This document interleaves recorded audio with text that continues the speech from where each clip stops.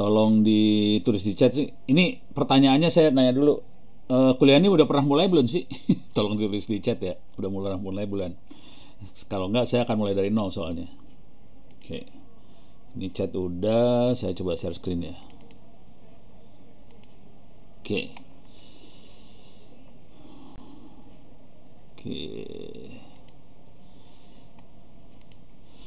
Oke, buat Anda semua, mudah-mudahan Anda emailnya masuk ke mailing list ITTS Cyber, karena saya akan banyak posting di situ sih sebenarnya. Kalau enggak berabe urusannya. Beberapa orang tidak ngerjakan ujian gara-gara tidak monitoring posting saya di mailing list. Oke,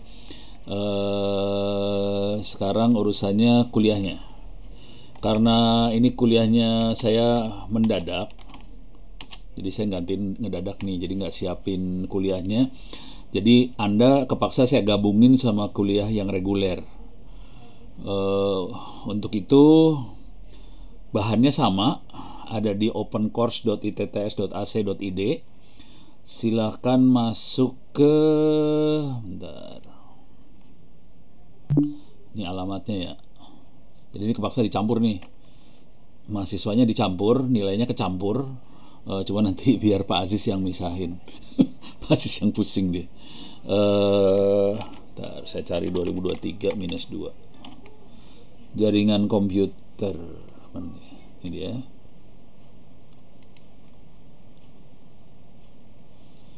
Coba lihat, ini ada orangnya nggak? Uts, salah, bukan yang ini nih.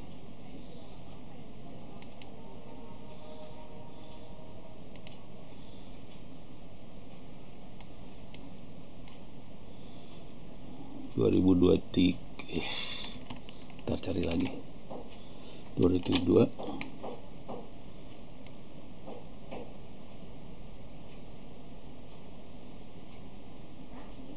Kayaknya bener. Kok cuma 3 orang sih?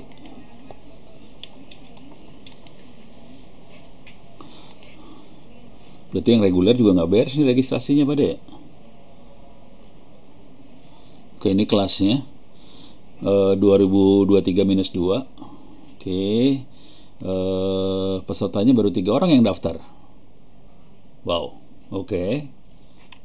Ntar saya cek anak-anak itu tuh, udah pada daftar belum? Ya udah, coba saya udah tolong lihat nilainya bentar ya. Saya mau ngeliat nilainya, soalnya belum saya lihat juga nilai mereka. Harusnya ada sekitar 8 orangan gitu.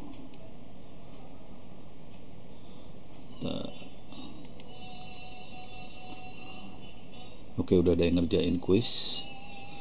Oke, berarti ini kuliahnya benar. Sekarang Anda perlu daftar dengan cara daftar manual. Ini saya kasih alamatnya ya. Oke, ini alamatnya. Bentar.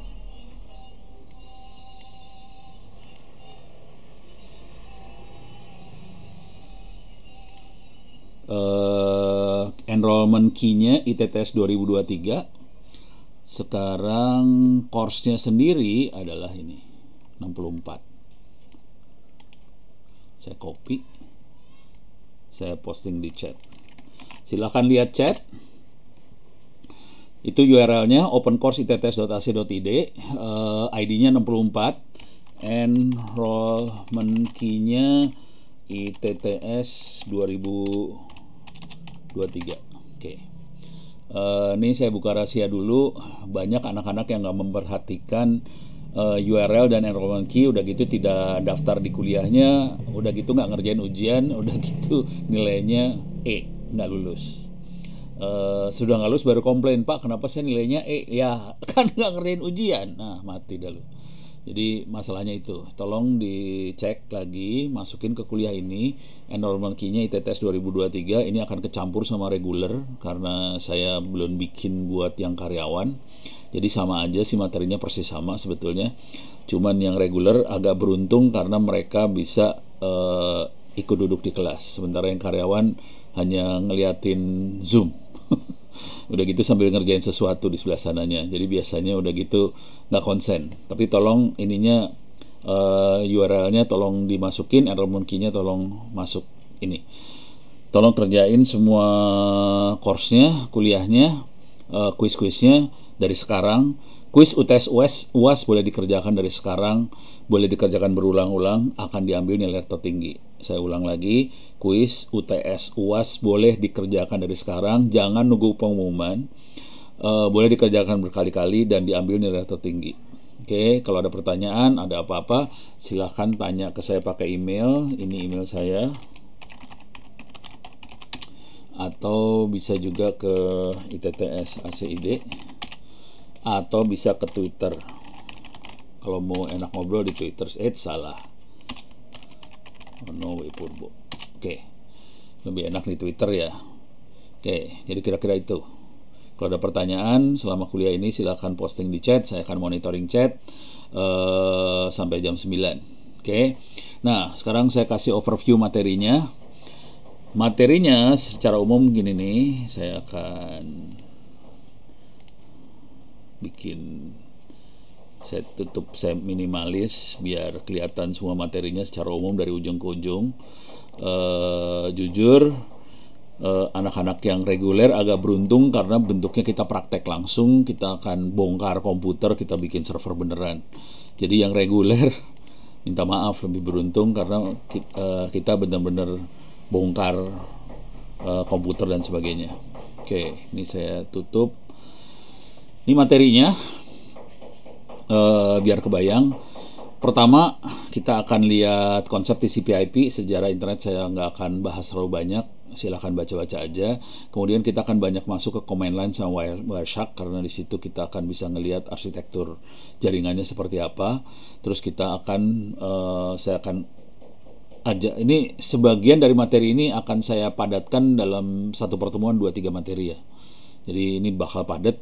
Kalau Anda nggak ngerti silahkan tanya, jangan diem. Ini kejadian tadi pagi, ada yang semester tahun lalu atau semester lalu baru datang tadi pagi, Pak saya tahun lalu dapat nilai E. Nah lo baru datangnya tadi pagi, telat. Udah nggak lulus baru datang, ya capek deh.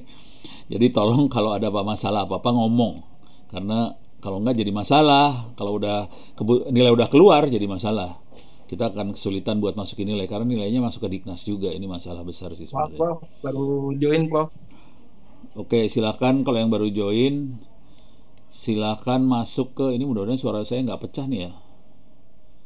Kalau yang baru join silahkan masuk ke opencourse.itts.ac.id. Kemudian nih saya ulang lagi deh, kepaksa dah.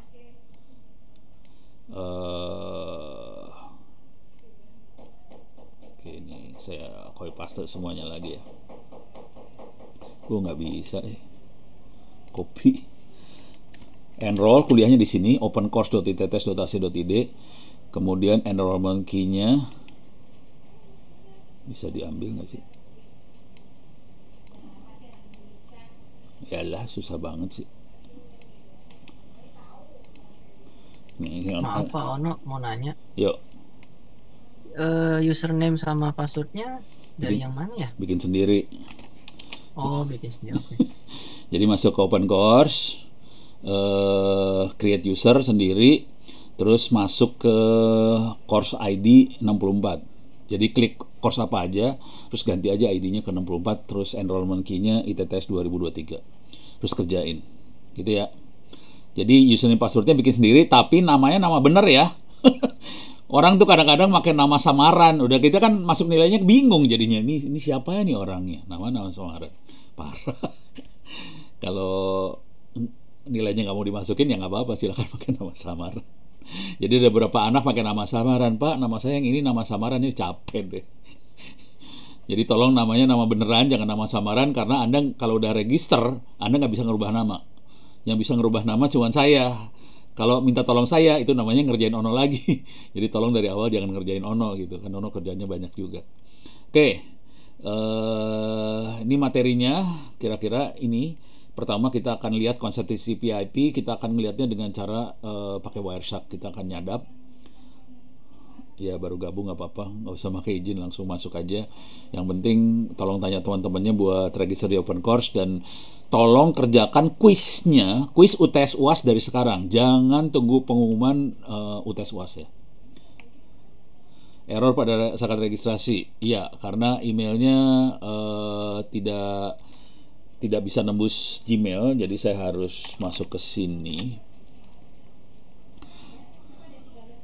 Ada kontak WA? Nggak ada, pakai email. Karena ini Mas Pak Chandri masih nanya, jadi ngajar kelas karyawan nggak Mas? Jadi, ilah. Nih, saya masukin, nih saya approve semua ya. Jadi kalau Anda telat, approve-nya besok pagi jadinya. Jadi approve-nya manual. Ini ngerjain saya sih sebenarnya. Jadi yang error jangan khawatir, saya approve semua. Ini saya kasih lihat cara approve-nya. Ini confirm no, yang tidak confirm saya approve sekarang. Add filter. Coba saya lihat ada Arya Davin, ini ada Arya Davin kelihatan. Oke, saya add semuanya. Saya confirm. Jadi saya baru masuk Prof ini ke open course-nya. Ya udah, ini udah di-approve. Pokoknya kalau yang telat ya besok pagi aja ya saya approve-nya. Ini ada Devin lagi, satu lagi nih. Yang lain besok pagi aja ya. Kalau enggak saya ngerjain kayak ginian doang, masa kuliah isinya kayak ginian kan garing. Oke. Saya confirm. Jadi semuanya pasti keluarnya error karena email nggak nembus. Jadi saya approve-nya besok pagi. Gitu ya. Terus kalau udah berhasil masuk, silakan masuk kuliah, klik kuliah apa aja, tapi ganti nomornya ke nomor 64 tadi. Ini nomornya 60, ujung yang ini ya. Course ID-nya diganti 64, masuk ke course yang ini. Udah gitu enrollment key-nya adalah ITTS 2023, ITTS-nya besar. Gitu ya, beres ya. Nah, sekarang saya ulang lagi. Materi kita jadi kalau yang telat-telat besok pagi saya approve. Kalau enggak jadi ngerusak kuliah saya nih. Materi kita kira-kira kayak gini. Yang pertama ini teorinya sampai ya sinilah kira-kira. Oke, ini teori gedenya. TCP/IP itu apa? Nanti saya akan kasih lihat dalamnya seperti apa. Untuk melihat dalamnya kita pakai Wireshark, kita nyadap sih sebenarnya, dan kita akan belajar pakai simulator jaringan. Sebagian dari Anda mungkin pernah belajar pakai paket tracer, dan teman-temannya saya tidak pakai paket tracer karena paket tracer terbatas buat Cisco doang. Saya pakainya GNS3. Jadi ini yang dipakai. Jadi kalau mau dipraktekkan bisa download GNS3. Ini bisa di-download free. Kemudian bisa download juga VirtualBox. Oke.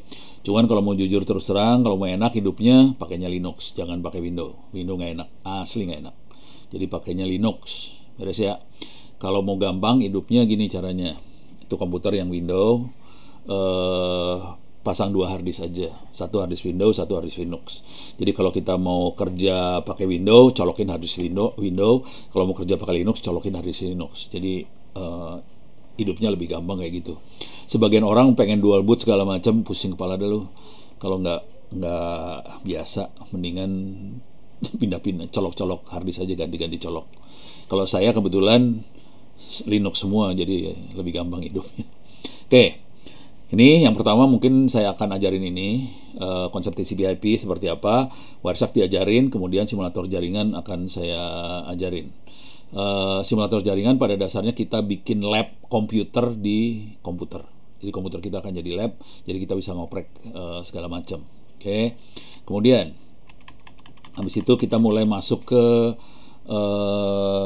perangkat keras jaringan, data link layer seperti apa, kemudian masuk ke arah wireless. Di wireless ini kita akan belajar bagaimana membuat sambungan jarak jauh terutama. Oke, ini yang wireless ini. Kemudian belajar API versi 4. Cuman harusnya versi 6 diajarin nggak di sini ya? Bentar. Oh, di sini nggak ada nih versi 6. Harusnya sih ada. Bentar, coba lihat. Oh, ini ada. Jadi versi 6 juga akan diajarin di sini. Cuman jujur ini materinya banyak banget. Jadi kemungkinan saya akan 2 materi satu pertemuan, 2 atau 3 materi satu pertemuan. Jadi akan susah banget sih sebenarnya urusannya, karena materinya terlalu banyak sih sebenarnya. Oke. Di sini belajar versi 4. sama versi 6 mungkin saya akan langsung dua-duanya sekaligus saya cobain, mudah-mudahan bisa. Cuman paling enak ini sebetulnya enaknya kalau sambil praktek sih sebenarnya. Jadi mungkin nanti saya akan kasih teori dikit aja, tapi prakteknya akan kerasa waktu routing ini. Ini routing ini pada saat prakteknya lebih enak di sini. Sebagian dari urusan routing yang advance biasanya saya masukin ke kuliah cybersecurity. Cuman akan saya coba turunin ke kuliah ini yang di cybersecurity. Routing yang advance itu routing pakai otomatis, pakai OSPF, pakai BGP segala macam yang biasa dipakai di ISP. Kita akan coba turunin di sini, gitu ya. Terus di atasnya transport, udah gitu mulai kenalin yang namanya domain system, name system dan sebagainya.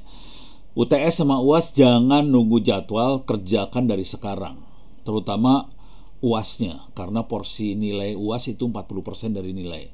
Jadi misalnya gini, Anda UAS dapat nilai 100, jadi ngerjain UTS sama UAS aja, itu nilainya sekitar 60-70 dari tangan sih udah lulus. Tanpa ngerjain kuis sebenarnya bisa. Gitu. Jadi lebih baik mengerjakan UTS UAS daripada kuis sih sebenarnya, gitu ya. Dan bisa dikerjakan dari sekarang, kalau jelek kerjain ulang, tidak ada batas mengerjain ulangnya berapa kali. Jadi itu enaknya, hidupnya enaknya kayak gitu. Dan soal boleh kerjain sama temen duduk sebelahan juga nggak masalah, nyontek juga nggak masalah. Pengalaman saya, sebagian orang itu ngerjainnya sekitar 3-4 kali UAS untuk dapat nilai bagus, gitu ya. Ini udah. Terus content management, kita akan belajar nginstall content management. Di sini mungkin akan nginstall WordPress, bisa nginstall Moodle, bisa nginstall apa terserah sih. Oke.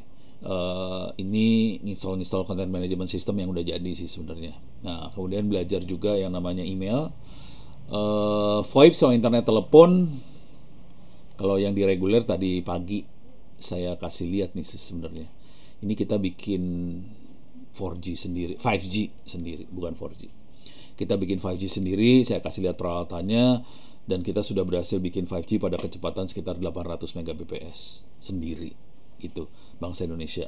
Oke, coba kita lihat, ini ada teks. Streaming multimedia, ini sebagian mungkin nggak akan sempat saya ajarin karena waktu saya sempit. Saya punya kesempatan cuma sekitar berapa belas kali pertemuan, sebenarnya materinya banyak banget gitu ya. Untuk hacking dan keamanan jaringan, ini hari ini di kuliah ini ngasihnya cuma sedikit aja. Sebagian dari ini akan diajarinnya di cybersecurity. Jadi hacking, keamanan jaringan, basic data security akan banyaknya di cybersecurity. Pada zaman dulu kala, ini masuk kuliah jaringan, tapi ternyata jadi berat banget kuliah jaringannya. Jadi ini dicabut, diganti masuk ke cybersecurity. Jadi ini akan ada di cybersecurity. Kita akan fokus ke arah jaringannya. Untuk IoT, pemrograman jaringan dan IoT ada di kuliah IoT. Jadi ini akan kuliah beda. Hacking, keamanan jaringan kuliahnya lain. Pemrograman jaringan sama IoT akan kuliah lain. Jadi ini ada dua kuliah yang lain. Sebenarnya IP versi 6 sendiri ada kuliahnya sendiri lagi, lain. Cuman di ITTS nggak ada. Jadi IP versi 6 ini kuliahnya yang minta provider ISP. Jadi ya udah, saya bikin satu kuliah satu semester buat ISP tentang IP versi 6. Cuman ternyata mereka tetap nggak ngerti juga. Ya udah, apa boleh buat. Oke, beres ya. Jadi itu kira-kira materinya. Setelah kuliah kita dapat sertifikat. Ya, dapat sertifikat di sini. Kalau dapat nilai di atas 90 ya. Ini sertifikatnya. Kalau nilainya di atas 90. Ini kalau yang di bawah 90 saya akan delete sertifikatnya soalnya. Jadi kalau yang nilai di bawah 90 ini akan saya delete. Contoh, ini sebelum saya cek soalnya. Kita cek aja ya dapat nilai berapa. Kalau dia dapat nilainya 0 saya delete nih langsung. Ini 0. Dia cuman pengen punya sertifikat aja dengan nilai 0. Yang kayak gini saya akan langsung delete nih, kayak gini nih, delete nih. Saya kasih lihat contoh ngedelete-nya. Nih continue, delete, hilang. Gitu ya. Jadi caranya gitu, ngedelete sertifikat. Nih saya coba lihat. Nih Ahmad Hidayat, kalau nggak salah dia bagus nih nilainya. Oh, 0 juga. Ya udah delete. Pokoknya yang 00 delete aja, gampang kok hidupnya. Langsung delete aja. Oke, coba kasih saya lihat lagi. Jadi 00 itu dia nggak ngerjain apa-apa terus klik sertifikatnya akan keluar tapi nilainya 0. Karena saya bisa ngelihat nilainya 0 ya saya delete aja sertifikatnya. Kalau udah di-delete, di sertifikat ini ada kayak ginian ya. Sertifikat ini ada QR code. QR code fungsinya apa? Supaya orang yang ngelihat sertifikat itu bisa ngecek ke nilai benernya. Jadi QR code ini bentuknya URL balik ke ITTS, bisa dicek. Kalau udah di-delete, hilang sertifikatnya sih sebenarnya. Gitu ya. Jadi ini banyak banget orang-orang yang pengen punya sertifikat tapi nggak mau berusaha. Ya udah saya delete aja.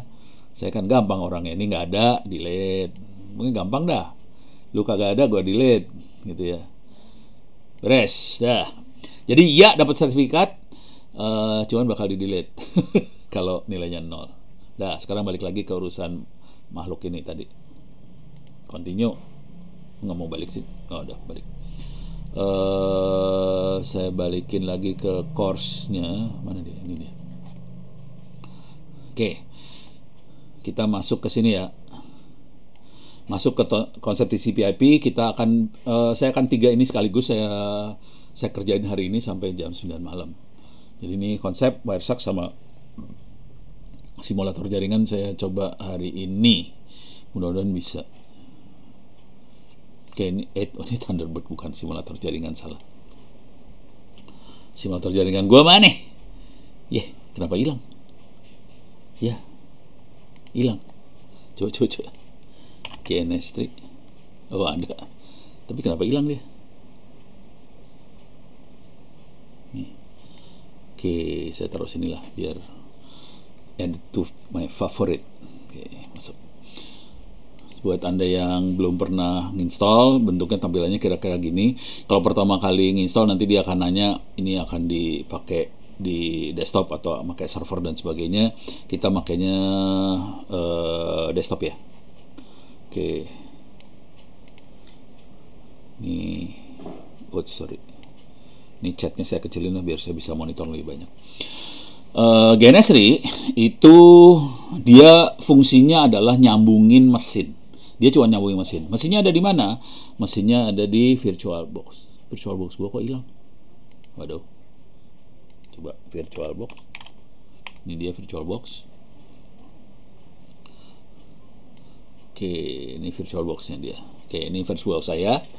Oke. Itu GNS3-nya udah ada, VirtualBox-nya udah ada. Oke. Oh, sorry. Komputer saya ini ganti OS sebenarnya. Ganti OS, dia pakai desktopnya yang lama. Dia pakai harddisk lama lah. Pokoknya seru lah ini. Komputernya agak ajaib. Soalnya baru saya ganti pakai SSD OS-nya. Cuman harddisk yang lama saya tempelin home directory-nya ke SSD-nya. Makanya tadi nggak ada di sini. Oke, ini mudah-mudahan jalan ya, GNS3 sama VirtualBox-nya jalan. Mudah-mudahan nggak ada masalah. Kalau ada masalah ini seru nih, karena saya mungkin belum install kemungkinan.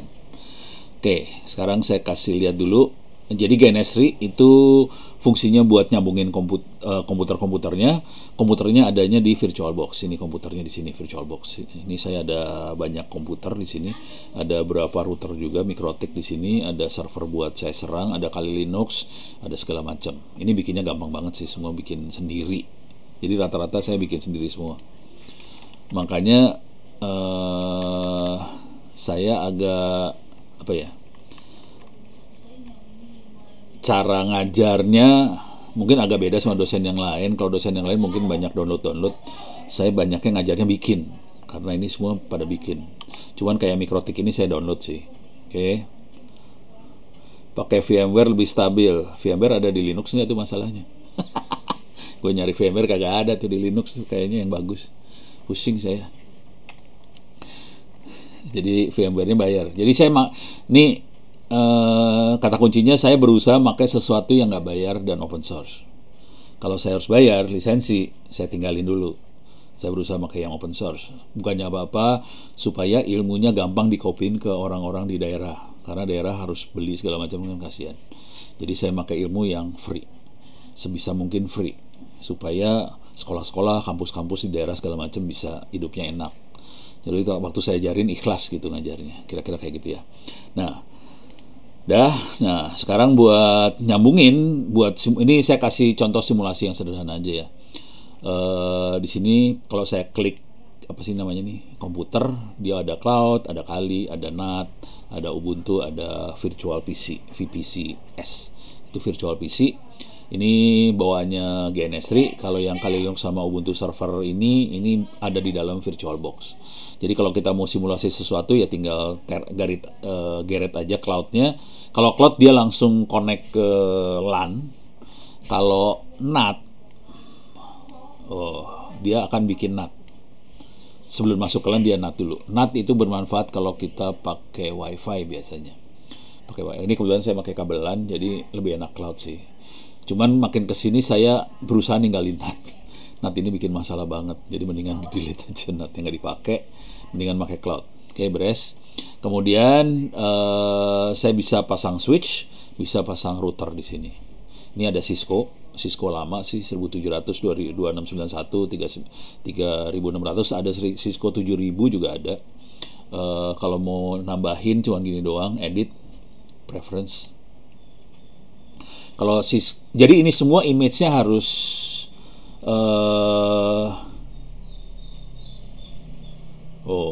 iya, tadi juga anak-anak bilang gitu nih, Pinet Lab. Cuman mereka bilang ribet. Jadi anak-anak bilang ribet ya. Itu anak-anak yang bilang ribet. Saya belum nyoba sih. Ribet instalasi awalnya. Oke, ya ntar kalau ada waktu. Masalahnya itu waktu sesuatu yang langka. Oke, sekarang kalau saya mau nyambahi Cisco ini, saya punya beberapa image Cisco. Image Cisco-nya saya taruh di sini. GNS3 image Cisco. Ini image Cisco saya. Saya berhasil nyolong dari makanya enak banget. Oke. Ya udah. Kalau ada waktu saya coba-coba. Udah kebiasaan pakai ini, image-nya juga udah siap sih. Kalau harus ya udah ntar kalau ada waktu ya. Nah, ini image Cisco ini saya colong, nggak tahu entah dari mana, lupa. Cuman ya bisa dipakai berarti ini. Ada Pix-nya juga, Pix for GNS3, ada Cisco 7200, 7200, ada 3745 segala macam. Yang Cisco yang paling baru sih. Cuman kalau Mikrotik ini lebih enak karena ini Mikrotik yang terbaru 7.11.2 kalau nggak salah. Image-nya dapat dari mana? Kalau Mikrotik mikrotik.com, kalau Cisco saya lupa. Ntar saya lihat ya. Ada catatannya di sini. Ono Center GNS3. Ini dia. Jadi masuk ke onocenter.or.id, GNS3, terus di sini ada Cisco download, ada Juniper, ada Mikrotik, ada OpenWrt segala macam. Cisco dapatnya dari sini nih.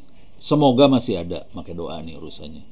Tolong dicek aja, semoga masih ada. Kalau nggak ada, copy dari saya aja.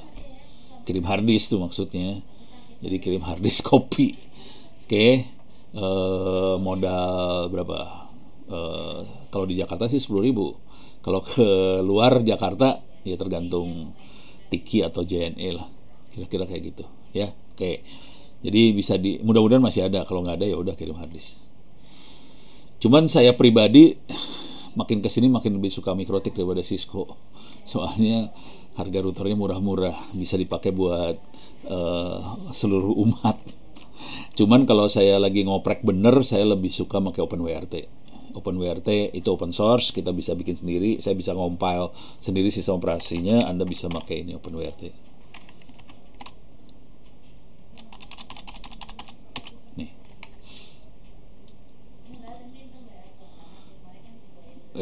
Nah ini dia. Bisa di download image-nya. Kalau kita mau simulasi pakai yang X86. Oke. X86 i386. Oke, kita bisa lihat yang stable. Kalau development biasanya nggak stabil sih. Cari yang stable aja. Ini yang versi paling baru, versi berapa? 23. Ini release candidate, cari yang stabilnya aja ya. Nah, ini ada targetnya, kita cari. Kalau kita simulasiin, kita targetnya X86. Ini targetnya. Oke. Nanti image-nya bisa yang pakai generic squash FS apa segala, nanti bisa dibaca di wiki saya cara masukin dari image yang diambil dari OpenWRT supaya bisa dimasukin ke dalam VirtualBox. Ada catatannya di sini sih sebenarnya. Sorry, salah. Mana sih wiki saya teh? Oh, salah, nggak ada. Oke, masuk sini lagi, balik lagi. Pano Center ini, terus masuk GNS3. Oke, ini OpenWRT. Salah, ini routing lagi salah. Mana gini? Ini simulasi OpenWRT. Ini tekniknya diajarin di sini. Agak horor, agak lumayan, tekniknya rada-rada. Intinya dia makanya VDI. Oke. Kalau saya kalau mau iseng pakai OpenWRT, di sini juga saya ajarin cara bikinnya sih sebenarnya. Nih X86 untuk virtually GNS3. Jadi saya ajarin cara bikin. Ini langsung dikasih tahu nih. Ini kalau ini cara bikin ya, cara bikin X86 nanti bisa dimasukin ke VirtualBox-nya. Di sini nih cara masukinnya ke dalam VirtualBox. Jadi ada convert from raw supaya image jadi VDI. VDI itu jadi image buat harddisknya VirtualBox. Bisa langsung nempel ke dalam VirtualBox, langsung bisa jalan. Gitu ya, beres ya. Jadi kita bisa bikin router sendiri dan kita bisa eksperimen dengan router sendiri. Di dunia nyatanya kita bisa pakai ini buat bikin komputer jadi router sih sebenarnya. Jadi kita bisa bikin komputer biasa jadi router, yang diperluin cari LAN card yang banyak aja. Karena router pada dasarnya LAN cardnya banyak. Kalau kita pakai komputer dengan prosesor i5 atau i7 ya kenceng banget routernya, enak banget routernya. Gitu. Memori di router dibutuhkan untuk tabel routing, terutama kalau kita pakai BGP, terus kita harus menghandle routing sedunia. Nah itu memorinya dipakai banget. Karena routing itu adanya di RAM, di memori. Gitu ya, beres ya. Jadi itu nanti urusannya kayak ginian sih. Kalau router di rumahan sih bisa pakai komputer-komputer yang blow-on, nggak apa-apa sih kecil. Karena memorinya kan biasanya statik. Cuman routing ke WAN satu arah doang, itu mah gampang. Kalau udah kita mainan BGP OSPF baru berabe urusannya. Oke, itu sedikit tentang. Ntar balik lagi supaya rada enak. Oke. Oh, sorry. Masuk sini ya. Kita akan nambahin. Ini saya akan kasih lihat nambahin cara nambahin ini ya. Cara nambahin apa sih namanya? Nah ini dia. Ini kan Cisco baru ada Cisco 1700, 2691, 3600. Saya akan nambahin new. Dia langsung ngeliat ke existing image di dalam folder GNS3 images. Di sini ada beberapa image, saya ambil yang 7200. Yang ini aja, yang 25 ya. Angkanya lebih gede. Itu aja sih. Next. Platformnya Cisco 700, memorinya 512, kalau mau dinaikin bisa. Kalau kita harus menghandle banyak routing bisa dinaikin memorinya. Next, ini kita bisa tambahin Ethernetnya. Oke, saya cek dulu pemakaian prosesornya supaya si Cisco tidak pakai full semua prosesor yang ada di komputer saya. Udah gitu kita bisa punya Cisco tambahan 7200. Ini lagi ngecek. Ini kondisinya saya sambil zoom ya. Sambil zoom, sambil apa segala macam. Bentar. Ya, lama banget. Aduh, lama banget deh. Nah, oke udah. Dia dapat nilai dari idle PC-nya, oke. Terus finish. Ini udah dapat langsung. Oke. Apply. Yang perlu banget sebenarnya kalau buat saya yang perlu banget adalah MikroTik ini. Saya akan banyak pakai MikroTik ya. Cisco mah, iya gue punya Cisco, cuman tidak akan banyak saya pakai. Saya akan banyak makainya di MikroTik. Oke. Kalau bikin jaringan cuman gini aja. Ini cuman ngasih contoh aja ya. Kalau sekarang saya nggak akan praktekin banget praktek routingnya, soalnya di pertemuan yang akan datang lah. Misalnya saya pakai MikroTik 1, terus saya akan sambungin Ubuntu server, saya sambungin lagi Kali Linux. Oh, biar seru saya tambahin punya Cisco dimasukin. Terus saya punya switch dimasukin. Boleh kayak gini lah, sah-sah aja sih sebenarnya. Oke. Misalnya sekarang cara nyambungnya cuma gini aja. Misalnya switch ini saya sambungin ke Ethernet di komputer saya, terus Cisco masukin di sini, terus MikroTik Ethernet 0-nya masukin di sini. Nah, terus server masukin di sini, terus ini fast Ethernet masukin ke sini.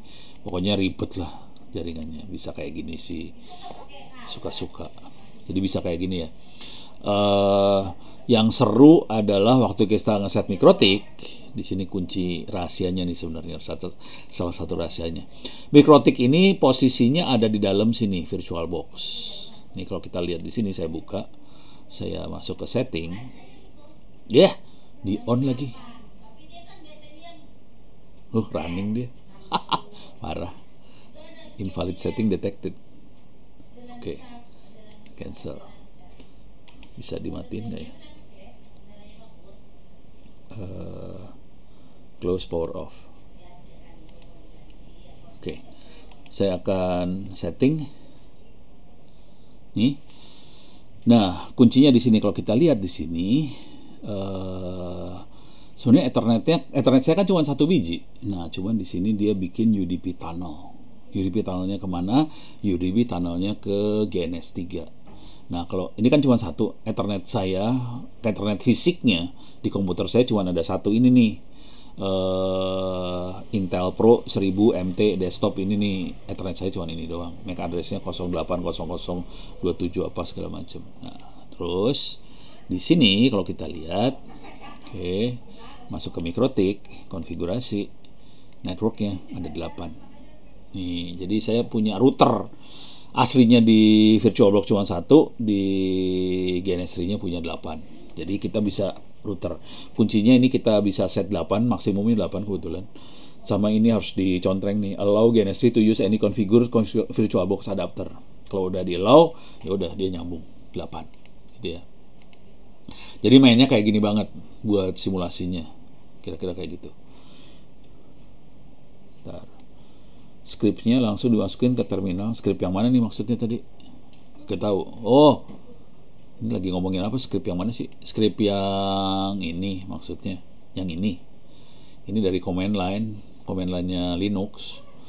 Jadi kan kita dapat ininya download atau compile. Ini lebih bagus lagi kalau kita bisa dapat bukan yang squash fs tapi dapat yang ext4 image, itu lebih bagus. Nah, ini bisa di gzip atau gunzip, kita convert. Maksudnya ini ya, script ini ya. Ini mah di command line-nya Linux. Ini ada VirtualBox manage tuh ada di command line. Kalau nggak percaya, ini copy aja. Masuk ke sini. Enter. Oh, ada kan keluar. Jadi dunia seru banget kalau udah mainan command line. Sebetulnya, cuman kebanyakan kita hidup dengan GUI sih. Deh, ini beres ya.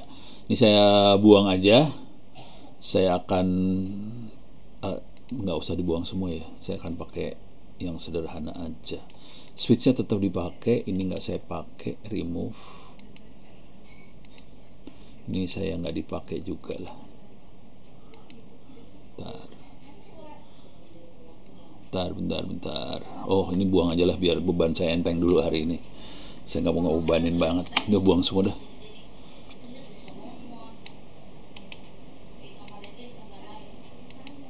Oke, jadi kita nggak pakai GNS3 hari ini, cuma ngasih lihat nih GNS3 makhluknya. Ini udah jam 8, masih tinggal sejam lagi. Saya akan ngasih lihat yang namanya, ini beres ya GNS3-nya. Tapi kalau masih ada waktu nanti saya balik ke GNS3. Nah, saya akan lebih fokusin ke ini, ke arsitektur TCP/IP-nya nih, konsep TCP/IP, terus lapisan protokol. Oke. Ini karena Anda orang kerja, saya pengen nanya dulu nih. TCP/IP protokol itu ada berapa lapis? Silakan tulis di chat, ada berapa lapis TCP/IP. Halo, ada berapa lapisan protokol di TCP/IP? Ada 7. Ada lagi jawaban yang lain 5. Nah, seru kan? Mulai berantem tuh. 7, 5. Ada lagi yang lain? Antara 7, 5, aliran 7 dan aliran 5. 5, oke. 7, 5 nih. 7 sama 5 berantemnya inilah. Tapi kayaknya banyakan 5. 5 ada 3, 7 ada 2 nih. Oke. Yang sekarang dipakai 7. Wah, udah seru nih. Aliran 7 ada, masih seimbang 7 sama 5 nih. Kita lihat beneran ya protokolnya itu seperti apa. Kita lihat protokolnya. Untuk ngelihat, salah. Ya lah, mudah-mudahan nggak ada yang lepas. Oke. Untuk ngelihat kita Anda bisa pakai Wireshark. Wireshark bisa diambil di sini. Cuman nggak tahu nih, coba saya nggak yakin Anda pernah lihat lapisan protokol soalnya. Untuk lihat bisa lihat pakai Wireshark. Jadi untuk lihat lapisan protokol kita bisa pakai Wireshark ya. Wireshark tuh software yang buat nyadap sebenarnya. Konsekuensinya kita bisa ngeliat apa aja yang ada di jaringan. Saya akan coba sadap sudo wire. Mudah-mudahan saya install. Oh, oke, diinstal. Oke, Wireshark diinstal. Oke, ini ada traffic di sini, kelihatan ada traffic. Yang buat pemula untuk pemula kita akan pakai capture sama analyze. Capture, start. Saya akan, ini lagi di capture nih. Oke. Ini kita lihat paket-paket yang berseliweran di jaringan saya. Ada banyak sekali paket yang berseliweran karena saya jalanin Zoom, browsing apa segala macam. Oke. Coba iseng. Alah. Bisa nggak 2 sekaligus? Oke, ini sambil ngerjain sesuatu di sini. Oke, clear layar. Coba saya ping www.google.com. Nanti ada sesuatu di Wireshark-nya akan kelihatan pingnya. Kelihatan nggak tuh pingnya? Waduh, cepat banget. Itu ada kelihatan ping 1. Pingnya cuma sedikit. Yang banyak adalah UDP. Oke, pertanyaannya, UDP ini paket apa sih? UDP-nya paket apaan? Ada yang tahu nggak? Silakan ditulis di chat. UDP ini paket siapa yang bikin UDP? Aplikasi apa yang bikin UDP? Silakan tulis di chat. Coba, ada yang ngerti nggak? Video streamnya apaan? DNS request. Itu yang di UDP yang ada di depan hidung kita hari ini, yang ada di layar Anda bukan DNS request ini. Coba, ada yang bisa nebak nggak nih UDP apa? Coba. Streaming, bener, streaming apa ya? RSTP, YouTube. Salah. Ini streamingnya Zoom. Jadi Zoomnya langsung memonopoli traffic saya. Ini nyebelin sih sebenarnya Zoom. Beres ya. Jadi UDP-nya kelihatan sih. Ini UDP-nya Zoom ini nyebelin, ngabisin traffic banget. Oke. Ini saya stop, capture-nya stop. Oke, dah, supaya paketnya nggak ribut, nggak ada paket-paket. Sekarang kita lihat dari atas. Oke, ini saya gerakin ke atas. Oke, saya akan klik sembarangan ya. Saya klik ya, bentar. Saya cari. Ini paket nomor 1, 2, 3. Ini kelihatan ada nomornya. Ini waktunya. Ini IP, source, destination, protokol dan sebagainya. Oke, saya akan klik sembarangan. Bentar. Oke, ini ping lah. Ping saya klik. Oke, pertanyaannya. Ini paket ping saya klik nih ya. Pertanyaannya. Tadi kan lapisan protokol ada 7, ada 5. Sekarang paket ping saya klik nih. Ini paket ping lagi diklik. Pertanyaan saya adalah, paket ping ini ada berapa lapis protokolnya? Silahkan tulis di chat. Paket ping ini lapisan protokolnya ada berapa? Mampus lu. Silahkan tulis di chat. Lapisan ping ini protokolnya ada berapa ya? Seru ya. Nggak ada yang bisa jawab, kumaha ya teh. Kan 7 sama 5 tadi. Nah, yang benar Muhammad Fatur. Mas Fatur ini betul 4. Bisa dilihat dari sini. 1, 2, 3, 4. Lu kelihatan di sini. Nih paket yang ini 5. Oke. Paket yang ini 5. Kalau mau jujur jarang banget ada paket yang protokolnya ada 7. Coba ini ada yang 3 nih. Bentar, tadi ada yang 3 nih. Bentar, mana 3? Alah, susah. Ntar gue cari manualnya kayak gini. Kelihatan ini dia nih.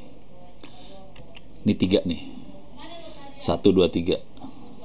Jadi kalau kita udah ngelihat makhluk ini, sebetulnya yang namanya paket, yang namanya 7, 5 itu teori. Kenyataan hidup di lapangannya suka-suka tukang coding sebetulnya. Jumlah layernya ada berapa? Suka-suka tukang coding. Layernya ada berapa ya?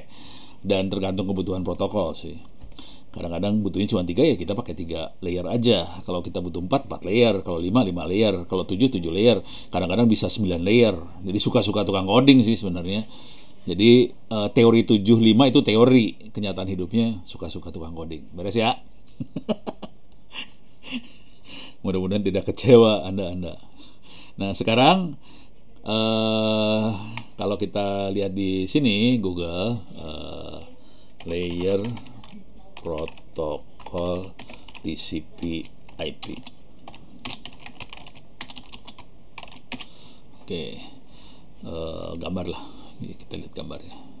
Jadi kalau Anda ngelihat gambarnya kira-kira yang sering kelihatan kayak gini nih ya.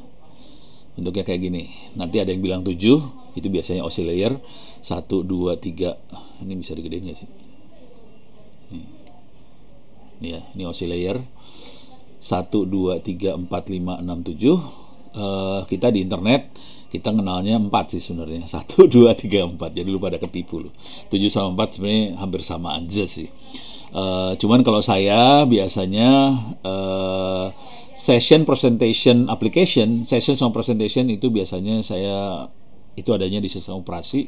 Biasanya nggak saya hitung, ada di sistem operasi. Langsung loncat dari transport, langsung loncat ke sini application layer. Network layernya sama, transport layernya sama. Data link sama physical layer ini masing-masing layer sendiri. Kalau ini dia bilang jadi satu namanya network access layer. Kalau saya data link tetap data link, physical layer, physical layer. Kenapa bisa kayak gitu? Kalau kita lihat balik lagi ke Wireshark-nya, oke. Ini physical layer, ini data link. Jadi emang ada 2. Jadi bohong kalau 1 tuh bohong banget. Ini ada 2. Ini physical layer berupa kabel, kemudian data link berupa MAC address. Kalau kita lihat di data link, ini bisa dibuka. Kalau ngelihat protokol bisa dibuka ya. Ini bisa dibuka.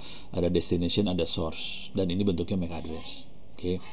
Ini protokol yang saya klik yang ini adalah protokol ARP. ARP adalah Address Resolution Protocol. Fungsinya buat nanya. IP ini MAC address-nya berapa? Ini kan kita kalimatnya gini ya. Siapa yang punya 192.168.881? Kalau ada yang tahu, tolong kasih tahu ke 192.168.882 gitu ya. Cara nanyanya adalah dia akan ngirim paket ke jaringan dan isinya destination-nya FFFFF itu broadcast. Ini MAC address-nya dia D8, 5E, D3, 04 segala macam. Dari D8, 5E, D3 ketahuan dia adalah gigabyte. Dari 3 apa nih? 3 kali 8 yang di depan. Ini kelihatan dia adalah gigabyte. Oke, dan dia ngasih tahu di atas saya ada ARP. Ada ARP-nya, ini nanya. Ini pertanyaannya kira-kira kayak gini. Ini ini pertanyaannya. Ini saya geser lagi ya biar enak ya. Ini dia nanya MAC address ini D85E D304, IP address 192.168.882. Dia nanya 192.168.881, MAC addressnya berapa, dia kasih kosong di sini. Artinya dia request nanya MAC address ini berapa. Kalau itu udah dapat, nanti kita bisa lihat di tabel sini nih. Ini keluarnya yang nanya mini PC saya server sih, ARP min N. Nah, ini tabel. Nanti kalau pertanyaannya dijawab, kita bisa bikin tabel ini sih di dalam komputernya kita. Jadi tabel ARP-N ini didapat karena komputernya nanya ke jaringan. 01 192 9801 MAC address-nya berapa nih? Dia ada yang jawab, dimasukin tabel. 0223 masukin tabel, 222 masukin tabel, 09 semua masukin tabel di sini. Setelah ini dimasukin tabel, jadi dia bisa komunikasi karena dia tahu MAC address ini IP-nya berapa. Dia langsung bisa komunikasi. Jadi caranya adalah kalau dia pengen berkomunikasi ke satu komputer, ini bisa dilihat di sini ntar waktu komunikasi. Kita lihat di komunikasi. Kita misalnya UDP nih ya. UDP kita lihat, oke. Dia sebenarnya destination-nya adalah 116.87.135.172. Ini internet nih, 116.87.135.172. Dan saya tidak tahu MAC address-nya. Jadi ini komputer saya 03, dia ngomong ke 116.87.135.72. Oke, posisinya ada di internet makhluk yang ini. Nah, supaya bisa nyampe ke internet, saya akan ngobungin MAC address 6C 1632635221. Makhluk apakah itu? 6C16 ini kita lihat di sini nih. 6C16 ini nih. Ini dia makhluknya. IP-nya adalah 192.168.02222. Dia benda apa? Bisa dilihat tabel routing saya. Ini saling berhubungan satu sama lain nih, ntar. Ini tabel routing saya kelihatan bahwa 192.168.02222 adalah destination 000 netmask 000. Destination 000 netmask 000 adalah seluruh komputer di dunia. Jadi kalau kita kasih alamat 0, netmasknya 0, itu alamat buat semua komputer berarti. Ya, kita lemparin ke sini 192.168.02222. 0222 ini MAC address-nya adalah ini 6C 1632635221. Kita bisa lihat di paketnya waktu dia ngirim ke internet, dia ngirimnya ke 6C 1632635221. Padahal destination-nya bukan 0222 tapi destination-nya 116.87.135.172. Jadi cara dia bekerja kayak gitu. Jadi MAC address data link, jadi kalau kita lihat lagi arsitekturnya, oke, ini ada data link layer. Data link layer hanya bisa berkomunikasi di komputer yang bekerja pada jaringan yang sama. Jadi LAN-nya harus sama. Wi-Fi-nya sama. Jadi hanya komputer yang di LAN sama, atau Wi-Fi sama, atau di WAN yang sama, atau yang colokannya sama, di colokan yang sama. Contohnya kalau kita pakai fiber, data linknya cuma komunikasi antara dua makhluk sih. Data linknya cuma komunikasi antara fiber ujung sama fiber ujungnya, nggak bisa komunikasi sama yang lain lagi. Jadi data link, ciri khas data link adalah dia komunikasi antara dua komputer di fisik yang sama. Fisiknya tuh kabel, bisa fiber, bisa wireless, itu fisik. Oke. Nah, data link hanya komputernya di jaringan yang sama, fisik yang sama. Kalau fisiknya beda, nah, ciri khasnya yang ini tadi yang beda nih. Ini kita akan ngirim ke fisik beda. Ini dari 192.168.003 di LAN, dia ngirim ke internet. Beda fisik itu. Satu ada di Amerika secara fisik, satu ada di Amerika, satu ada di Indonesia di rumah saya gitu. Nah, ini ya udah dilemparnya, saya nggak langsung ke Amerika kan. MAC address-nya dilemparnya ke si router di depan saya. Jadi yang 6C 1632635221 IP address-nya bukan 116.87.135.172. IP address dari 6C 16 ini adalah 192.168.02222. Jadi satu keluarga sama yang source yang ini. Mudah-mudahan saya nggak bikin pusing orang ya. Soalnya saya ngomongnya cepat. Oke. Nah, setelah data link bisa nyambung, network layer fungsinya adalah buat supaya si paket itu bisa dikirim lewatin banyak router. Oke. Jadi network layer adalah yang ngatur supaya paket bisa lewat ke banyak jaringan, banyak router, itu network layer. Makanya tadi bisa dari 192.168.03 di LAN saya bisa ngomong ke Amerika. Nah, cuman ada ciri khas di network layer ini. Kalau kita lihat di sini, di network layer yang dipakai kebetulan namanya Internet Protocol versi 4. Nanti di atasnya ada UDP di sini. Nah, cuman yang seru dari network layer ini adalah tidak ada, yang ada informasinya cuman source sama destination. Oke, cuman ada informasi ini, source destination, ada header checksum buat buat ngecek aja nih paketnya bagus apa enggak, cuman itu aja sih. Jadi dia bisa punya kemampuan buat ngecek paket yang dikirim ini rusak atau enggak sih sebenarnya. Kita dari header checksumnya ini, oke. Header checksumnya statusnya unverified, cuman dia bisa ngecek. Nah, yang seru di sini kita cuma punya source destination, tidak ada informasi lewat mana, nggak ada di sini, hati-hati. Ini tidak ada sama sekali lewat mana. Makanya internet cantiknya di situ. Kita bisa ngirim sesuatu, nggak ketahuan lewat mana, tato nyampe. Nah, itu seru tuh. Yang seru gimana caranya bisa nyampe? Nah, itu teknik routing yang perlu kita belajar juga. Gimana bisa nyampainya karena routing tadi. Beres ya? Tapi di sini yang seru lagi adalah dia bisa ngecek paketnya bagus atau enggak, tapi kalau misalnya paketnya jelek, dia nggak bisa ngapa-ngapain. Dia cuma bilang paketnya jelek, titik, habis. Gitu ya. Jadi ada header checksum, tapi dia nggak bisa ngapa-ngapain. Nah, kemudian di atasnya, ini ada 2 protokol, di atasnya ada user data. Ini kalau kita tutup ya. Kita tutup, ini ada Internet Protocol, ini ada User Datagram Protocol, UDP. Yang satu lagi, teknik yang satu lagi, cara ngirimnya, ada Transmission Control Protocol, TCP. Bedanya apa antara TCP dan UDP? Nah, di UDP ini selalu, nah ini saya harus kasih lihat ciri khas protokol. Ciri khas protokol selalu ada destination source. Oke, ini MAC address. Kalau di data link MAC address yang dipakai ya. Kalau di Internet Protocol ada source destination yang dipakai IP address nih. Kalau di internet, di network protocol yang dipakai IP versi 4. Kelihatan source address sama destination address. Di user datagram protocol kita bisa lihat source port sama destination port. Jadi selalu ada source destination, source destination. Gitu ya, selalu kelihatan seperti itu. Nah, kalau ini data yang kita kirim sih.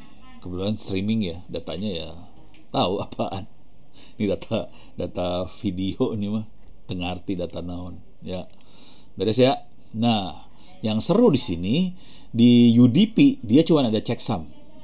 Checksum itu buat fasilitas buat si komputer yang dituju bisa ngecek paket yang dikirim rusak apa enggak.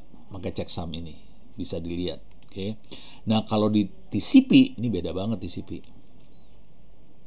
Di sini ada sequence, ada acknowledge. Sequence sama acknowledge urusannya adalah nomor urut sama paketnya saya terima. Di UDP nggak ada sequence, nggak ada acknowledge. Kalau kita lihat lagi UDP, di sini nggak ada sequence, nggak ada acknowledge loh, hati-hati. Jadi kirim aja, nggak tahu nomor urut berapa, kirim aja.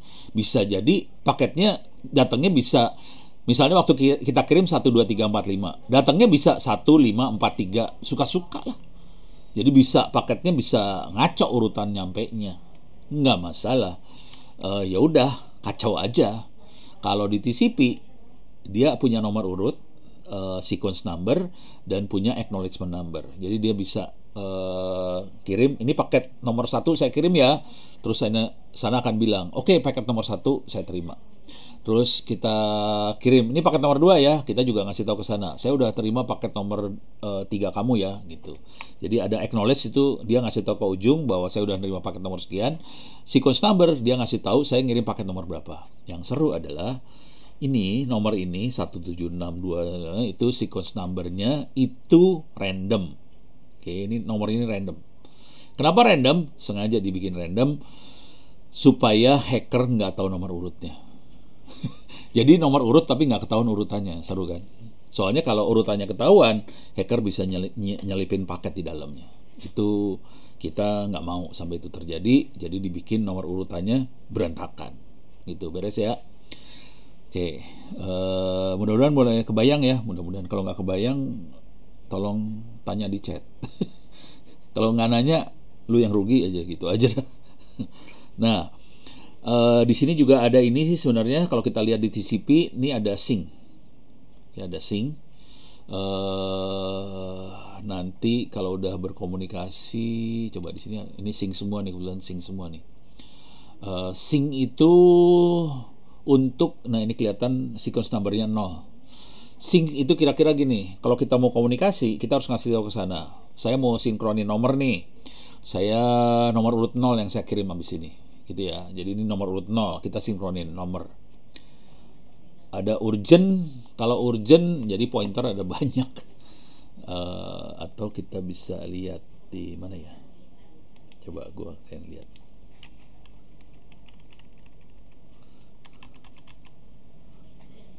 Ini flagnya, ini flag semua ya.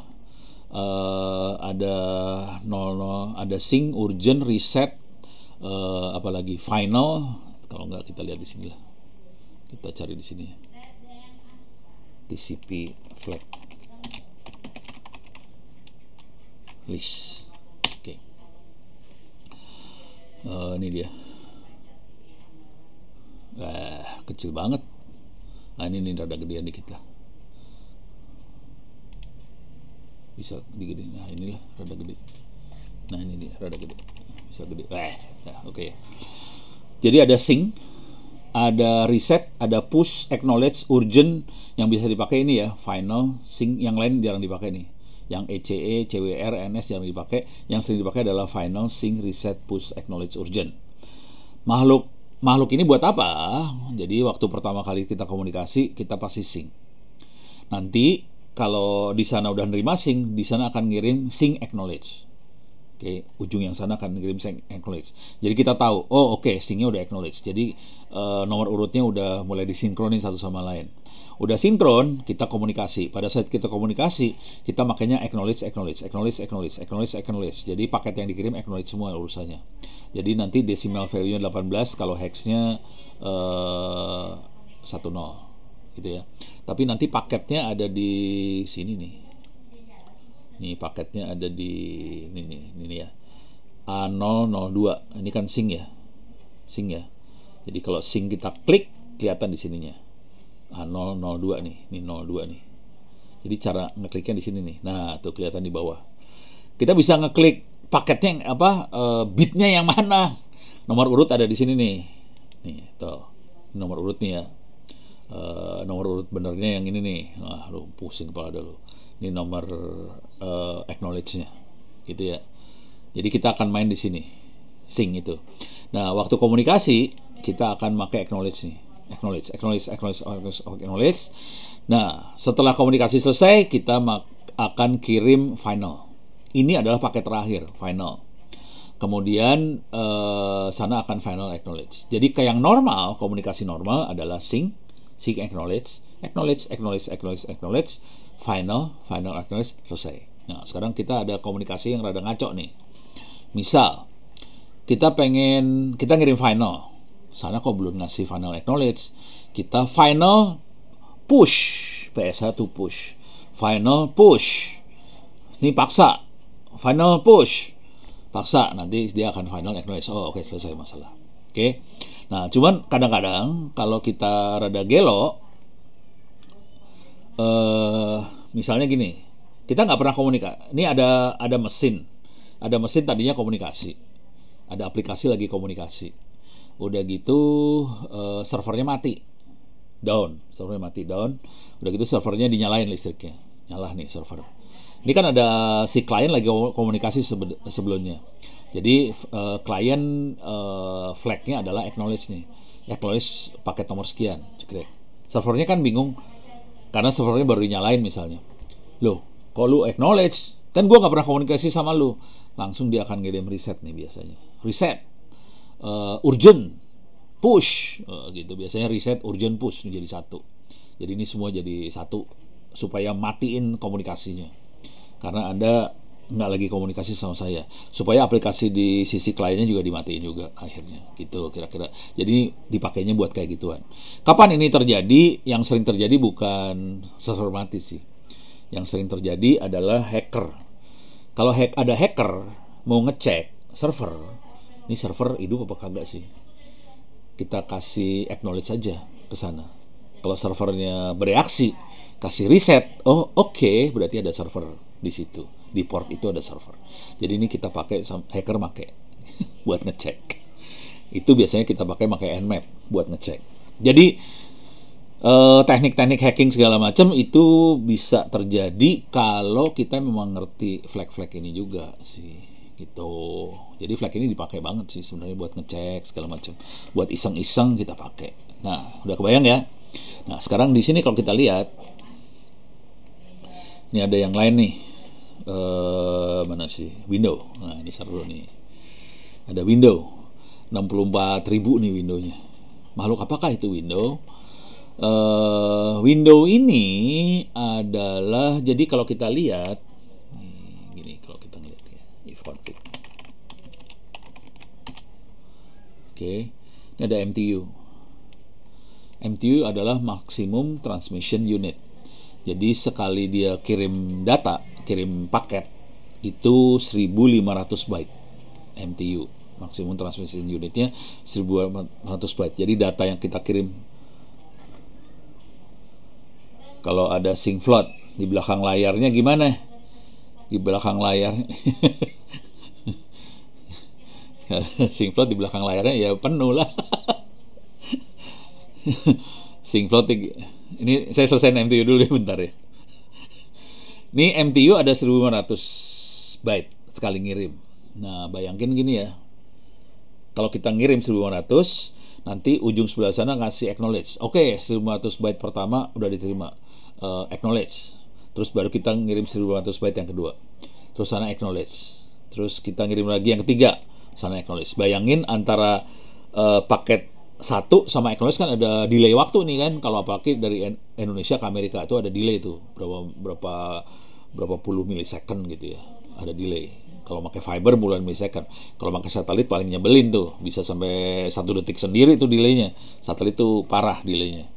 Jadi tidak menarik main satelit kalau kita komunikasi dua arah. Kalau satu arah sih nggak masalah satelit. Kalau dua arah nyebelin karena delaynya 500 milisecond, setengah detik sendiri itu delay. Oke. Konsekuensinya dengan delay yang segitu gede, kita tidak mau kan bayangin satu paket nunggu setengah detik, paket kedua nunggu setengah detik, capek kayak gitu cara komunikasinya. Jadi caranya adalah dia ngecek, oke, kita ngirim 1500, oke, ini oke, coba lagi 1500, oke, coba kita kirim 2 kali 1500 tanpa acknowledge.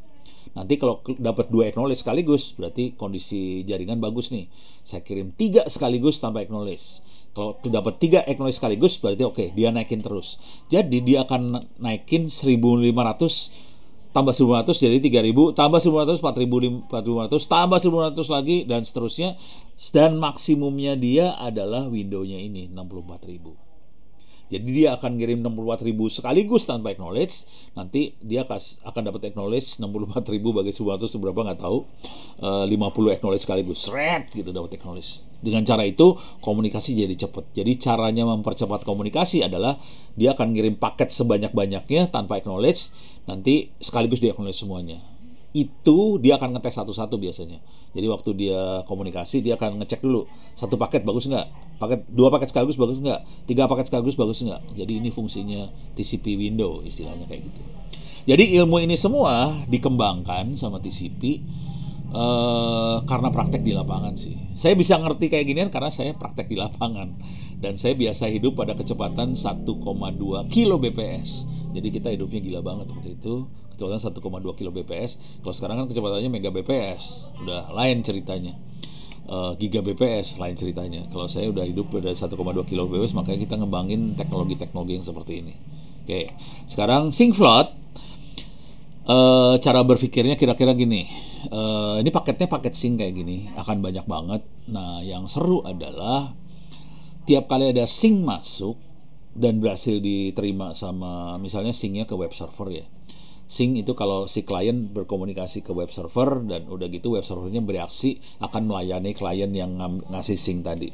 Jadi kalau ada sync masuk ke dalam web servernya bersedia buat melayani, dia akan alokasikan memori stack di dalam memorinya dia buat ngelayani klien tadi. Itu yang normal kayak gitu. Nah, kalau syncnya banyak tergantung syncnya ada payload apa di dalamnya. Kalau yang float biasa tanpa sync, dia cuman paket gede aja dikirim ke jaringan. Itu paket gede tanpa sync apa-apa ya. Paket gede akibatnya jaringannya overload. Jadi itu kayak orang transfer filenya gede banget, overload jaringan, akhirnya kita nggak bisa ngerjain apa-apa. Kalau sync float, cara mainnya adalah dia ngirim sync, udah gitu di dalam memorinya akan ngasih stack. Kalau syncnya banyak banget stacknya, seluruh RAM di dalam server akan kepake buat ngasih layanan stack yang di request sama sync tadi. Kalau udah kebanyakan, akibatnya seluruh memori habis, servernya nggak bisa jalan lagi. Dengan cara itu jadi denial of service, jadi DDoS. Kira-kira kayak gitu cara kerjanya sync float. Beres ya? Tapi itu kalau kalau aplikasinya nggak bagus. Kalau aplikasinya bagus sih ada kayak gituan juga bisa dihandle juga sih sebenarnya. Tergantung programmer lah kayak gituan seringkali. Oke, beres ya? Udah mulai kebayang? Oke. Lanjut. Jadi udah TCP/IP udah mulai kelihatan, UDP udah mulai kelihatan, dan dua makhluk ini berbeda masing-masing. Oke, saya pengen tahu udah ngerti nggak sih pada saya terangin sampai sini ya. Pertanyaannya gini dah.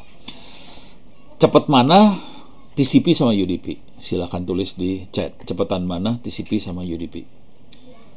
Oke, UDP jago semua. Jadi emang lebih cepat UDP. Reliable mana TCP sama UDP? TCP lebih reliable. Oh, jago. Oke, ngerti semua. Jadi kalau mau cepat makanya UDP, kalau mau reliable pakai TCP. Konsekuensinya apa? Kalau kita mau transfer file, kita butuh yang reliable, pakainya TCP. Kalau kita mau kirim video streaming, kita makanya UDP supaya cepat. Itu aja. Makanya ini kelihatan nih banyak banget UDP karena saya lagi streaming Zoom sih. Zoomnya ngabisin UDP banget, nyebelin. Ini beres ya. Jadi kelihatan kenapa nih. Cuman lu pada salah tadi. Bilangnya ini DNS. Sebenarnya DNS gampang lihatnya. Ini kan ada 46, ini saya kasih lihat nih, ada 46498 8801. Itu adalah port ya. 46498 8801. Jadi kelihatan banget ini bukan port DNS. DNS pasti 53 portnya. Jadi gampang sih ngelihatnya, harus ngerti port. Buat Anda yang pengen tahu port itu apa aja fungsinya, bisa dilihat di sini sih. Clear layar, CD, etc, services. Ini saya gedein ya biar enak lihatnya.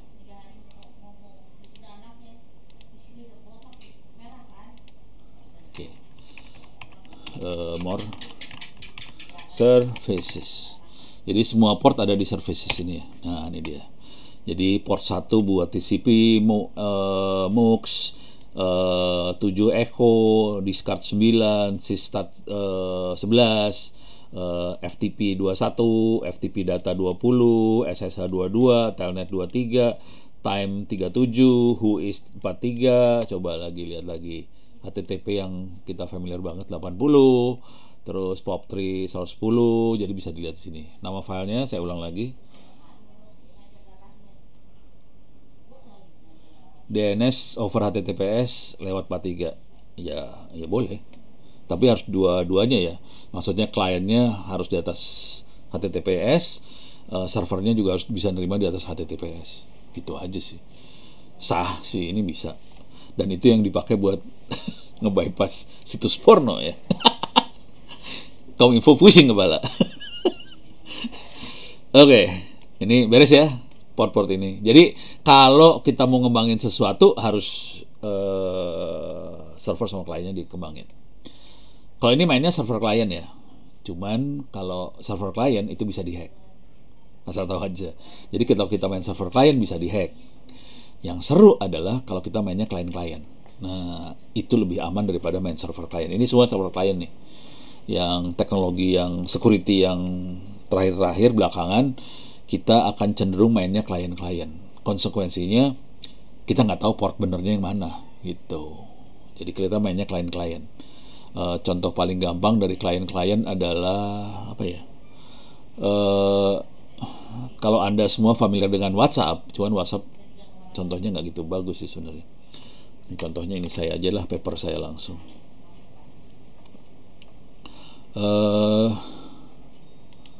Bisa dicari di sini, kawal pilpres. Bisa cari, wih, gak bisa, nggak keluar nih. Kawal pilpres Telkomnika. Ini dia. Mudah, ini Telkomnika UAD Kawal Pilpres 2019 highly secure counting. Ini bisa dibaca. Oke. Ini bisa di-download nih PDF ya. Saya download lah biar keren. Ini bisa di-download free. Download this PDF. Download aja lah sekalian. Kagok. Mana tadi? Ini dia. Oke. Ini dia. Oke, ini. Ini mainnya kita main dengan, saya gedein ya, mudah-mudahan bisa kelihatan. Oke. Ini waktu kita iseng, ini kerjaan iseng banget sih.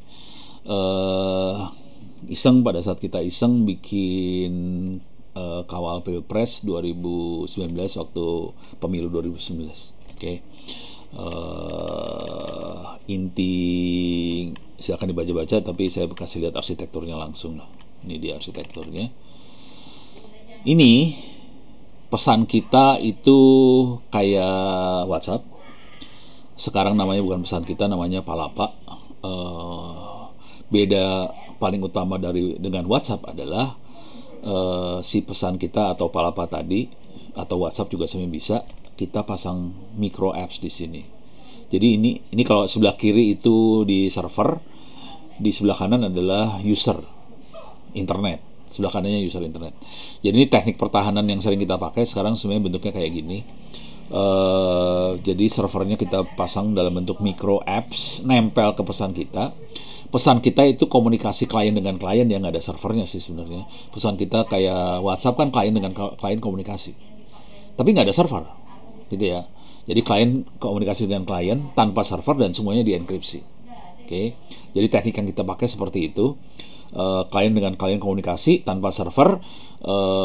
Udah gitu di salah satu klien kita tempelin micro apps yang ngomong ke server di belakangnya. Jadi caranya dia komunikasinya gitu.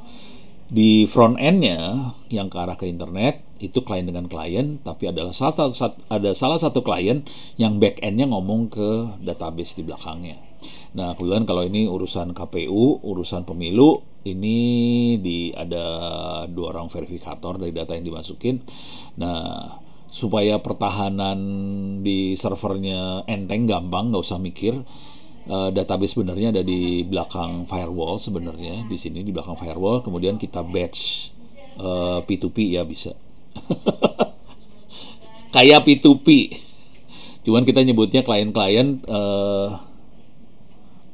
Itu menentukan klien mana yang handle ke server gimana Pak? Ya kayak ini aja lah, gampang cara berpikirnya kayak WhatsApp. WhatsApp kan ada nomor teleponnya. Ada nomor teleponnya orang ya. Ya udah, kita bilang kalau ngirim data ke nomor yang ini. Nanti nomor itu ditempelin micro apps ngomong ke server di belakangnya. Gitu aja sih sebenarnya. Gitu ya.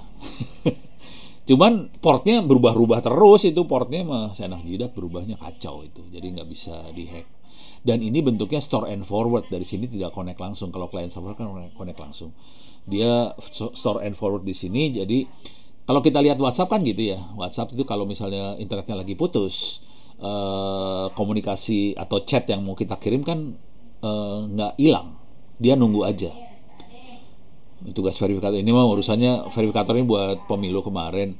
Waktu orang ngupload data, ada orang yang ngecek nih data yang masukin bener apa kagak, itu aja sih tukang verifikatornya. Soalnya ini kan yang upload ini relawan semua. Kadang-kadang ada orang ngupload foto kursi lah, foto ceweknya dia diupload, nyebelin banget. Udah tahu ini kerjaan relawan, diupload yang ngaco-ngaco ke dalam sini, ya kepaksa kita pasang verifikator di sini. Manual, ya ini manual banget karena manusia itu brengsek ternyata. Ini kita mah iseng, kita kan bukan KPU, ini kan bukan KPU, kita kan pemantau KPU doang. Tapi datanya sama dari C1 Plano, sekarang namanya C hasil apa lupa namanya. Yang besok ini tahun 2024. Nah ini kalau udah selesai kita akan di batch ke server, kopiannya aja semua ke sini setiap jam di batch. Jadi kalau servernya jebol segala macam, database sebenarnya nggak apa-apa sih sebenarnya, aman-aman aja. Jadi kita pertahanannya kira-kira gini sekarang, gitu ya. Jadi kalau input pakai klien ke klien, kemudian store and forward, kemudian output kita akan copy ke server yang di luar. Jadi yang semua yang lainnya akan ada di belakang layar, di belakang firewall gitu, aman. Terus ya, tapi ini cerita lain lah. Silakan kalau mau download, bentar, mana tadi downloadnya URL-nya mana ya? Ini ya, ini gini ya, saya copy aja ya. Kalau mau iseng, ini paper saya iseng 2019. Sekarang tahun berapa? 2023. Jadi 4 tahun yang lalu. Ini paper iseng banget nih. Ini asli iseng. Kalau mau tahu, ini papernya dibikin dalam waktu seminggu atau 2 minggu, terus diterima dalam waktu 2 minggu juga. Jadi kita lagi main-main kayak gini, iseng gue bikin paper gitu aja kan. Lagi bikin paper, masukin aja, udah gitu mereka Telkomunika pas, soalnya kondisi lagi pemilu, Telkomunika langsung masukin ke Telkomunikanya langsung dalam waktu 2 minggu masuk lagi ke Telkomunika. Jadi ini paper paling cepet. Masuk, terima, masuk, oke. Udah, beres ya. Sip ya, dah. Ini beres, ini saya tutup, ini tutup. Nah sekarang kita ngelihat protokol. Ini udah mulai kelihatan nih ininya.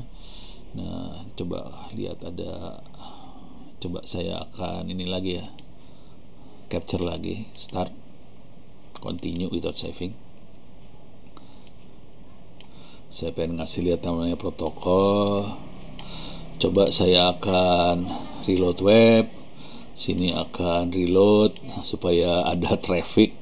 Ini saya reload, continue. Ini saya reload, ini saya reload. Ini saya sekarang udah mana tadi teh Wireshark.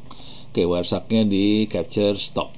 Oke, saya akan cari yang reload tadi nih, port 80. Kalau enggak bisa difilter sih, port. Oke, coba TCP. Saya mau cari yang port 80 doang. Ini 443, sorry bukan 80, 443.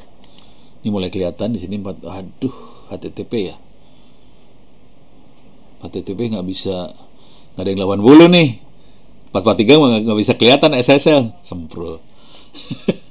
Maksudnya saya pengen ngasih lihat payload sih sebenarnya. Mau ngasih lihat protokol. Ya, ini mah kagak kelihatan kalau 443 mah dienkripsi, men. Ya sudah mateng dah lu, nggak bisa kelihatan. Bentar. Saya ada yang bisa kelihatan. Komputer saya di rumah. 192.8.0200/model. Nah, kalau ini HTTP aja. Mudah-mudahan hidup nih. Oke, hidup. Ini kan not secure nih ya, not secure. Yang 200 saya akan jalanin ini lagi. Capture start. Oke. Coba ini komputernya saya bikin buat si Bontot, umurnya kelas 6 SD. Jadi anak saya yang paling kecil kelas 6 SD. Dia mau ujian sekolah. Jadi saya bikinin tryout di server lokal di rumah tanpa HTTPS karena lokal, nggak perlu HTTPS, bisa bahasa Indonesia, isinya cuma tryout doang sih. Jadi ini kayak gini, terus di sini ada tryout. Jadi cara nyuruh anak belajar tuh bikin aja tryout. Nah kelihatan kan nilainya 70, 50, pas 50 langsung Kenapa nilainya 50, ujian lagi, tryout lagi gitu, 70. Jadi nilainya kayak gini doang, soalnya sih nggak banyak. Sekali nyoba tuh kalau nggak salah berapa soal ya? 10 soal atau berapa? Jadi nggak banyak sih supaya anaknya nggak ini ya. Anaknya tidak bete. Jadi soalnya nggak banyak sih, coba kita review ya. Nah, soalnya kan ada 10. 5 yang benar dari 10 dapat nilai ini. Bagi source ujiannya bisa ada di sini sih, ada di Tangsel Belajar,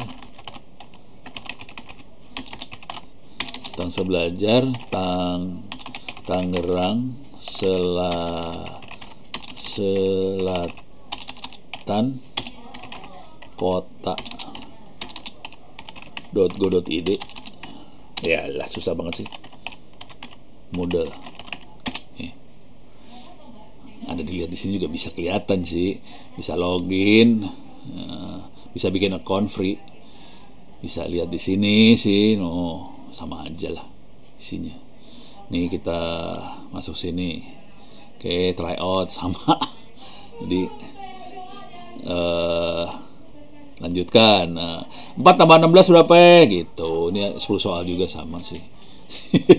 Jadi ada sebetulnya di internet. Yang bikin saya doang sendirian. Nah, lu mah tinggal minta doang. Jadi semua orang pada minta doang. Bono minta, enak banget ya. Ini bikinnya asal tahu aja nih ya. Bikin soal kayak gini, itu saya kecepatan bikin soal 20 soal sehari. Saya punya ribuan soal. Jadi hitung aja berapa hari gue ngerjainnya. Gitu. Itu sambil iseng-iseng bikin 20 soal, upload, iseng 20 soal, upload gitu. Biar anaknya pintar. Ya lu pada harus kayak gitu biar anaknya pintar. Gitu ya, beres ya.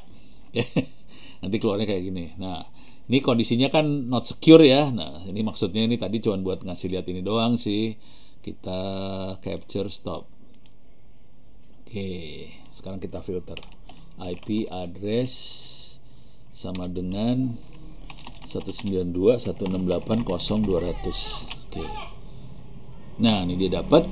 Ini kan portnya 80 komunikasinya. Nah, kelihatan ini ada sync acknowledge, sync push, acknowledge. Nah, kelihatan nih semuanya. Dan kita bisa lihat payloadnya. Nih payloadnya kelihatan. Nih windownya di ini kalau udah tidak pakai HTTPS enak, kita bisa lihat macam-macam. Coba kita katasin, ini kita katasin. Nah, ini kita lihat, kita bisa lihat payloadnya di sini. Get, Moodle, My, apa segala macam kebaca nih. Oke. Coba kita lihat di sini. Ini payloadnya dia nih ada di. Ini saya tutup dulu ya biar saya punya. Kebuka malahan. Ini kelihatan get. Nah, ini payloadnya dia kelihatan semuanya. Yang seru dari sini semua.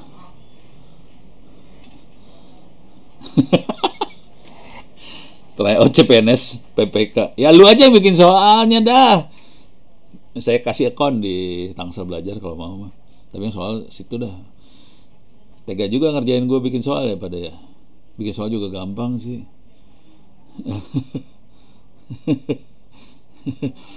Nih ya, ini payload ini. Kalau kita perhatikan, ini ada kata get gitu. Nanti ada kata post, ada kata get segala macam. Jadi payloadnya bentuknya teks dan kita bisa baca sih sebenarnya. Nah, dengan kondisi seperti ini,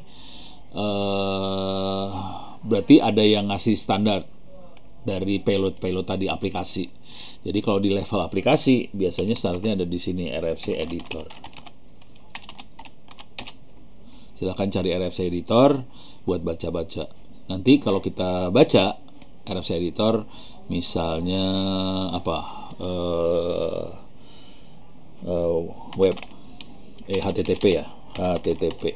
Oke.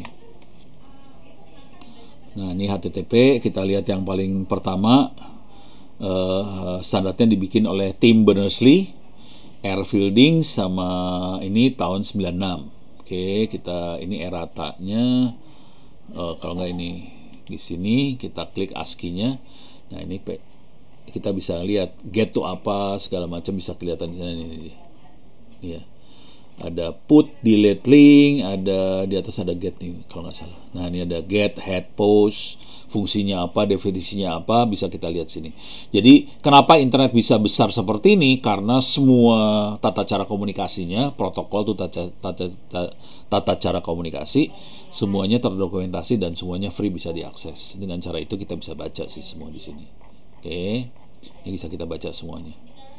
Nah, ini bisa dibaca. Yang seru lagi adalah error code-nya. Coba error code-nya ada di halaman berapa nih error code-nya?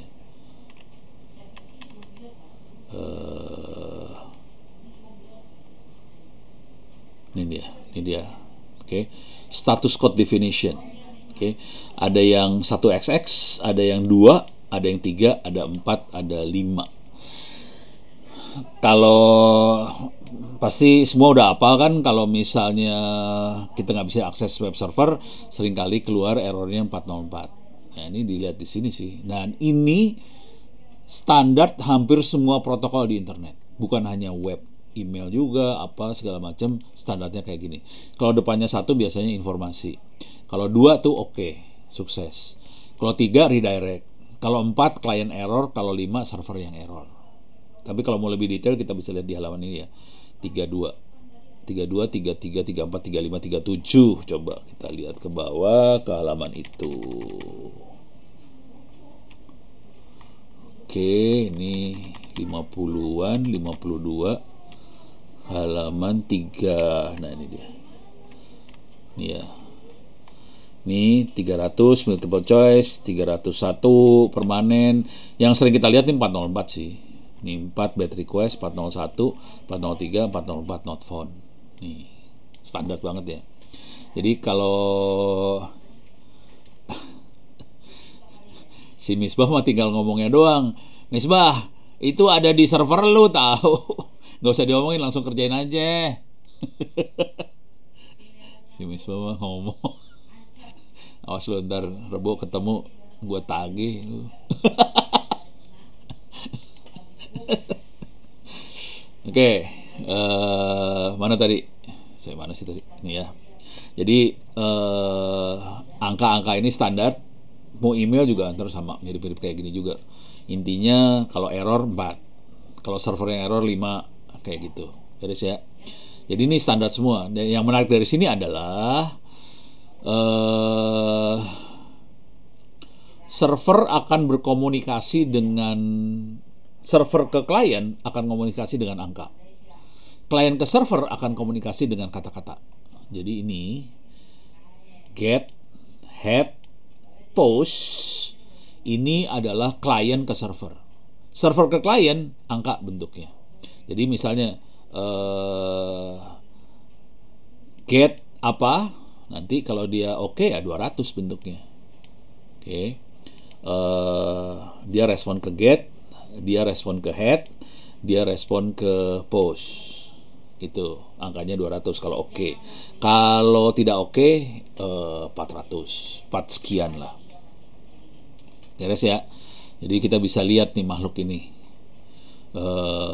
Get, head, postnya. Jadi server klien ke server bentuknya tulisan, server ke klien bentuknya angka. Coba kita lihat yang lain. Ini RFC 1945 HTTP. Kita lihat yang lain SMTP. Jadi dengan cara itu kita bisa lihat gimana cara kerjanya. Kalau udah ngerti cara kerjanya kita bisa ngehack. Hack tuh gampang sih kalau ngerti. Oke. SMTP. SMTP adalah Simple Mail Transfer Protocol. Ini lebih tua daripada HTTP. Coba lihat HTTP tadi tahun 98 kalau nggak salah. HTTP tahun 90 sekian. Mail itu dibuat tahun 80-an. Jadi mail itu hampir 10 tahun sebelum web. Oke. Dan ini protokolnya bisa kita lihat di sini. Tahun 81 dibikinnya. Ini lu pada udah lahir belum? 81.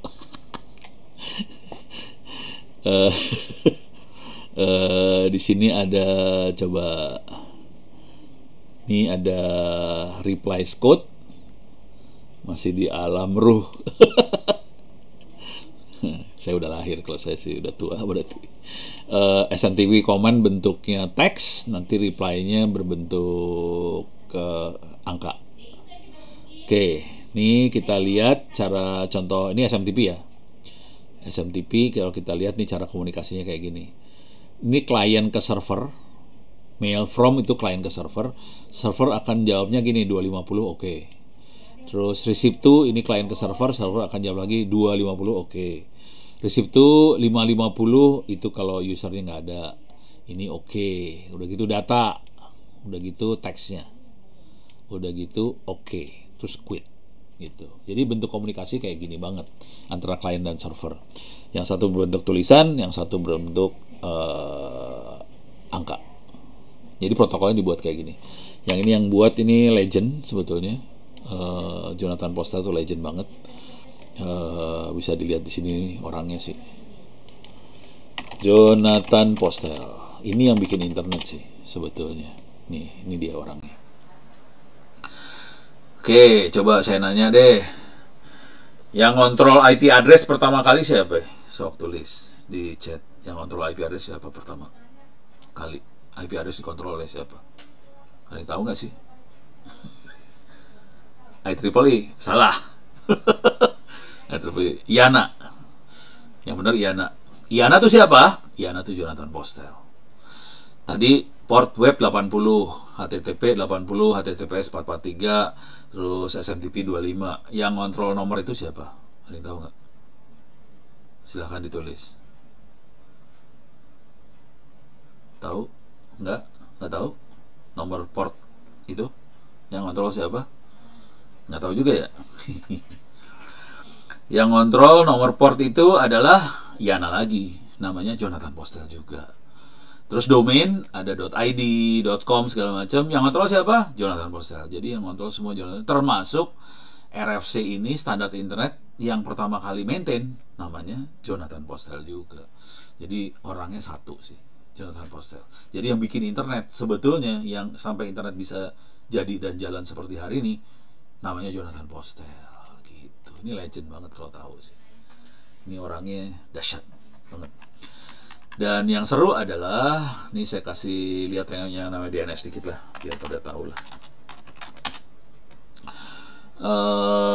Coba dik NS tuh name server kan, misalnya ITTS ACID. Kita bisa ngecek ITTS name servernya ada di ID web host, itu ya, IP-nya sekian. Coba kita lihat lagi. Ini ITTS. Coba kalau kita lihat ACID, ada di mana ACID? Kelihatan ada di B DNS ID, C, D, E DNS ID, IP-nya sekian. Oke. Kalau kita lihat lagi, ID-nya sendiri ada di mana? Perhatiin saya cara nulisnya ID titik ya. ID-nya ada CDB, ada di Apnik di Australia. Nih, kelihatan? Udah gitu. Kalau titiknya siapa yang pegang? Ini yang titik adalah root server semua. Ini adalah penguasa internet. Ada A, B, C, D, E, F, G, H, I, root server semua. Ini adalah Tuhannya internet sebenarnya. Ada di sini. Yang kontrol ini siapa? Namanya Jonathan Postel juga. Jadi dahsyat gitu kalau ngerti sih. Jadi ini orangnya Jonathan Postel, bukan IEEE, jangan khawatir. Beres ya. IEEE ngontrolnya MAC address kali ya dulu. Oke. Jadi bukan ARPANET juga, jangan khawatir. ARPANET mah network buat testing gitu ya. Tapi sampai live, sampai operation, sampai hari ini dulunya Jonathan Postel. Sekarang yang megang ini semua ya Internet Society, IETF, orang-orang inilah, orang-orang besar-besar semua. Gitu ya. Dan itu yang membuat internet jalan. Dan ini seringkali pemerintah nggak sadar, nggak tahu bahwa ada penguasa-penguasa yang tinggi banget yang ada di internet. Mereka berpikir internet yang megang adalah pemerintah, bukan. Yang megang adalah orang-orang ini sih sebenarnya. Pemerintah yang megang adalah orang-orang ini semua. Gitu. Yang megang ini semua gitu ya. Jadi bukan pemerintah sih, bukan PBB, bukan. Ini yang megang. Yang megang adalah adminnya dia. Kayak Internet Indonesia yang megang siapa? Emang Kominfo? Bukan. Emang Bapak G Plate itu bukan Amji juga sih. Jadi Internet Indonesia yang megang Office Boy kalau mau tahu. Itu anak-anak yang pegang Internet Exchange, yang megang Internet Exchange yang ada di Duren 3. Nah itu tuh penjahat-penjahatnya ada di situ. Jumlahnya ada berapa ya? 19 orang kalau nggak salah. Grupnya emang namanya Office Boy. Emang grupnya namanya Office Boy. Kalau tahu grupnya namanya Office Boy. Dan perjanjian di antara mereka nggak boleh dalam satu waktu mereka bertemu semua dalam satu waktu. Jadi semua nggak boleh bersatu. Bayangin kalau mereka jadi satu, udah gitu jatin bom, mati semua. Internet Indonesia mati itu langsung. Jadi nggak boleh anak Office Boy bersatu tuh, nggak boleh sebenarnya. Cuman kadang-kadang mereka kan pengen reunian ya, kadang-kadang nyatu juga sih anak-anak Semprul itu. Ya udah biasa. Kalau udah kenal sama orang-orangnya gelo-gelo semua sih orangnya. Gitu. Ini juga sama di internet juga sama gilanya. Gitu. Oke, sampai titik ini ada pertanyaan lagi? Nggak ada, aman? Ini udah jam 9 kurang seperempat, udah capek. Saya seharian puasa soalnya, terus ngajar. Udah gitu harusnya ngajar dari jam 5 lagi, padahal jam 5 gue belum nyampe rumah. Parah. Ya, ini saya dari rumah sih. Sampai sini ada pertanyaan? Nggak ada, aman? Paling nggak sampai titik ini kita bisa ngerti yang namanya protokol, lapisan protokol ya. Jadi jawaban singkatnya 7 sama 5 itu cuma teori, kenyataan hidupnya nggak seperti itu. Terus di dalam protokol ada banyak sekali parameter. Nanti kalau belajar yang namanya API versi 6, parameternya lebih sedikit. Kita absen nggak? Absen, emang ada absen nih? Buat saya nggak penting absen, kalau mau bikin absen silahkan. Yang penting buat saya itu absen dibutuhin sama Pak Aziz sih. Jadi Pak Aziz perlu absen. Jadi silahkan bikin absen. Lu mau absen semuanya sampai lulus juga nggak apa-apa. Absen yang penting buat saya bukan absen soalnya. Yang penting buat saya adalah Anda ngerjain daftar ke open course terus ngerjain kuis UTS UAS dari sekarang. Kuis UTS UAS dan pastikan nilainya di atas 90. Gitu aja. Kalau ngerjain sambil nyontek nggak masalah. Duduk sebelahan sama teman ngobrol nggak masalah. Kerjain kapan aja nggak masalah. Boleh duduk barengan, boleh ngobrol, boleh nyontek, boleh apa aja. Pastikan nilainya 90. Kerjaan berulang-ulang yang diambil adalah nilai tertinggi. Gitu aja sih. Kalau mau ngerjain ujian, kalau berani mati mau ngerjain buku, saya lebih suka sih sebenarnya. Saya akan lebih menghormati yang nulis buku daripada yang ngerjain ujian sih sebenarnya. Gitu aja. Oke? Beres? Nggak ada pertanyaan? Aman? Ini kayaknya aman. Ya udah. Jangan lupa nanti kalau minggu depan mudah-mudahan saya bisa lagi. Tolong ingetin saya tiap kali buat ngerekam sama stop rekaman. Ini saya stop ya rekaman recordingnya.